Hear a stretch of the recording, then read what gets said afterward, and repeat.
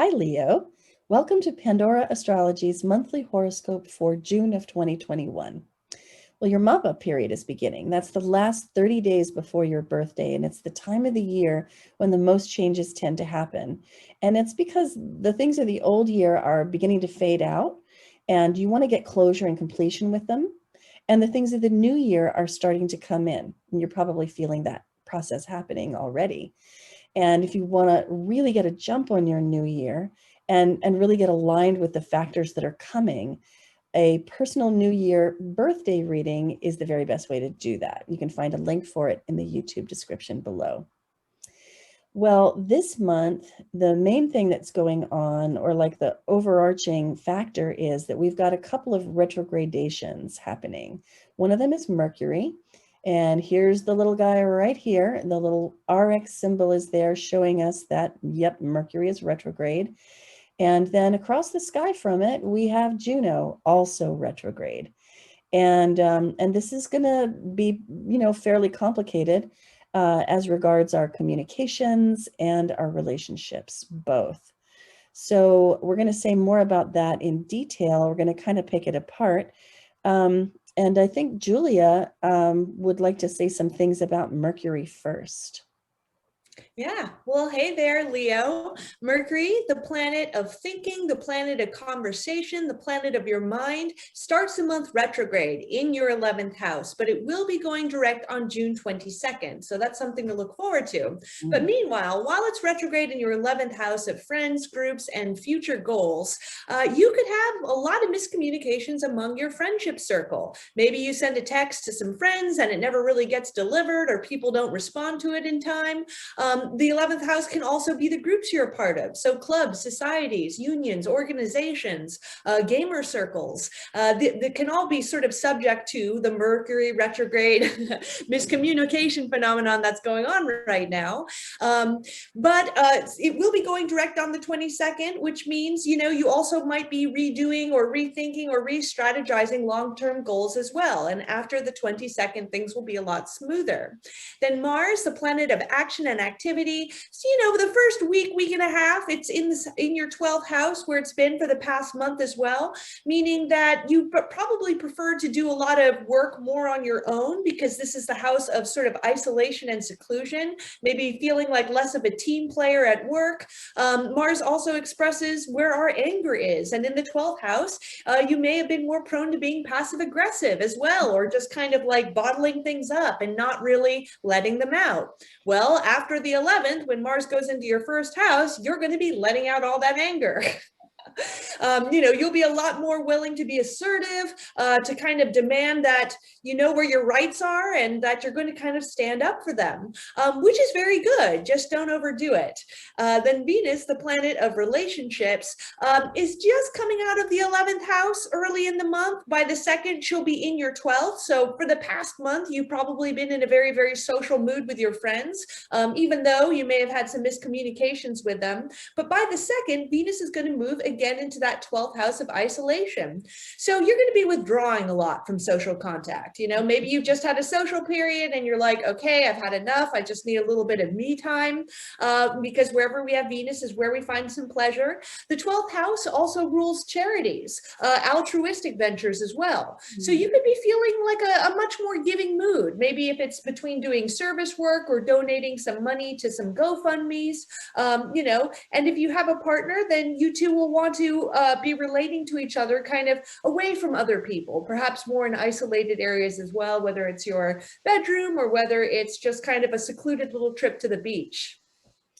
And while we're on the topic of relationships, there's that Juno retrograde right here in the 5th house. And Juno has to do with relationships too. It's more about committed relationships and serious partnerships, which can mean business partnerships too, contractual partnerships. And when Juno goes retrograde, we do a lot of retrospecting and re-examining of our partnerships. We may want to undo contracts, or we may want to redo undone contracts.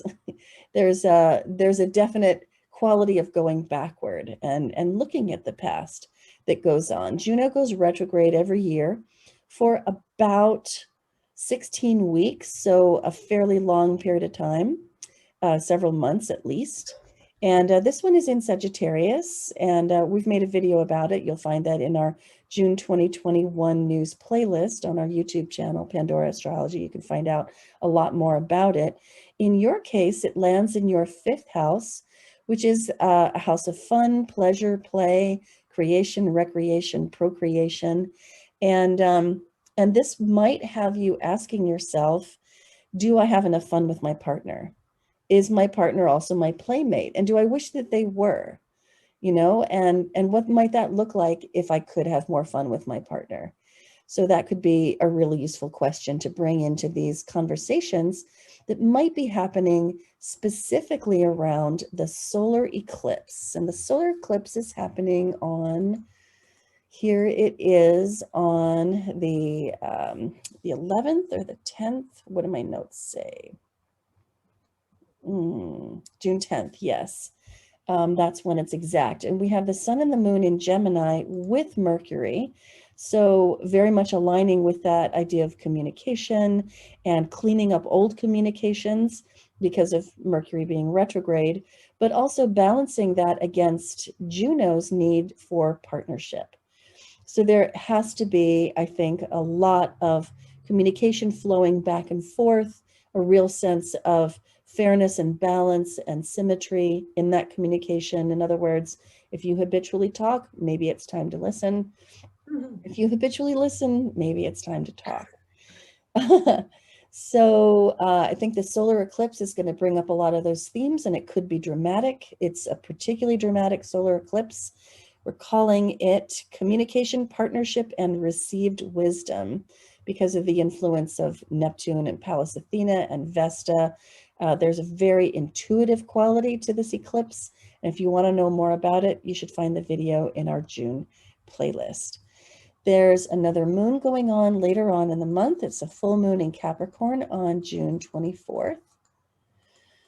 Right here in your 6th house, the moon is in Capricorn opposite the sun in your 12th house. So this is what we like to call the axis of service.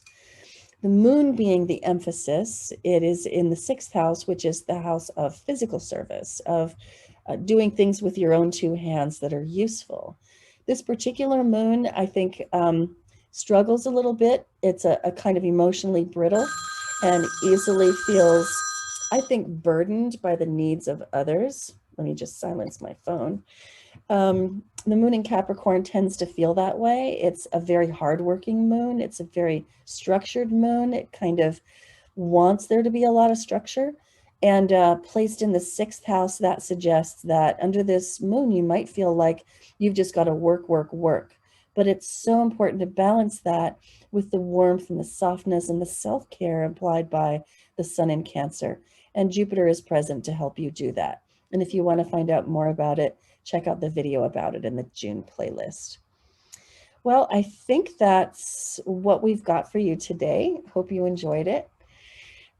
Because it is you're entering your mop-up period, you really might want to think about that birthday reading. And you can find it on our website, pandoraastrology.com, in the services section. And you can also find classes on our website and the monthly forecast. And until next time, we'll see you around the cosmos. Bye. Bye.